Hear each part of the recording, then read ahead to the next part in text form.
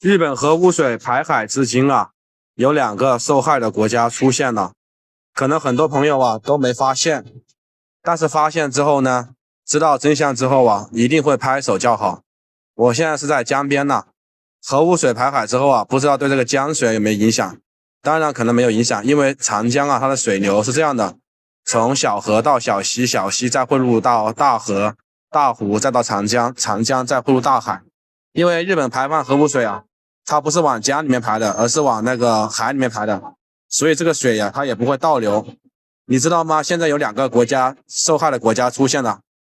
大家呢不但不表示就是说同情，反而拍手叫好。你知道为什么吗？因为首先我告诉大家，受害的国家呢主要就是日本周边的一些国家就是韩国呢首当其冲 Korea。为什么说因为他们都会在比如说海上面像搞那种圈养的那种养殖嘛，比如说淡水养殖一些石斑鱼三文鱼之类的，然后还有八爪鱼之类的。然后呢淡水养殖的就在临海嘛，近海养殖，那个水的那个盐度的浓稠度低一点嘛，更好的去养吧，那个海的产品养的会更大一点。我也不太清楚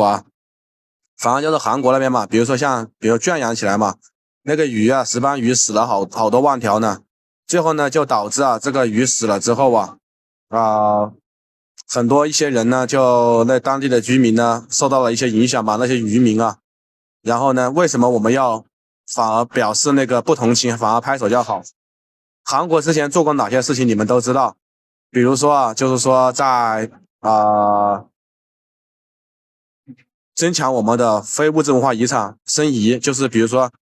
熊猫是他们的，然后还有说我们的节假日端午节、中秋节，那是我们中国的传统节假日，现在被世界上很多国家都认可了，他们也开始过端午、过中秋了，甚至春节呢，很多国家已经开始过了，联合国都已经安理会都已经通过了，对不对？这明明是我们中国的中华民族的一个传统节日，这种佳节居然被韩国拿去申遗，你说我见过不要脸的，从来没见过这么不要脸的，对不对？不过我说实话，韩国虽然这么多鱼死了，确实说不应该都是日本惹的祸嘛。那日本呢，作为第2个受害国家，为什么这么说呢？你看日本排放核污水之后对不对？这个核污水排海之后呢，他们当地的渔民呢都已经受到影响了，因为他们的东西出口不了，很多国家都禁止进口日本的一个海产品。以前日本都是以那种海产品出口给他们 GDP 带来很大收入的。就包括他们当地居民福岛县周边的一些县市基本上很多海鲜都卖不掉，他们当地居民都不吃，你更何况出口到国外，对他们收入是不是很大的影响？说实话，这次日本真的是砸了石头，就是搬起石头砸了自己的脚。刚开始耀武扬威的，现在呢，说实话，日本的一个 GDP 也下滑了，感觉就像以前呢是发达国家嘛。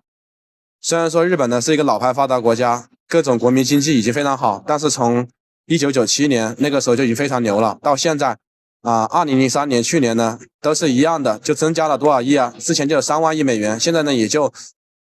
这么多年的时间你才增加1-2万亿美元。说实话，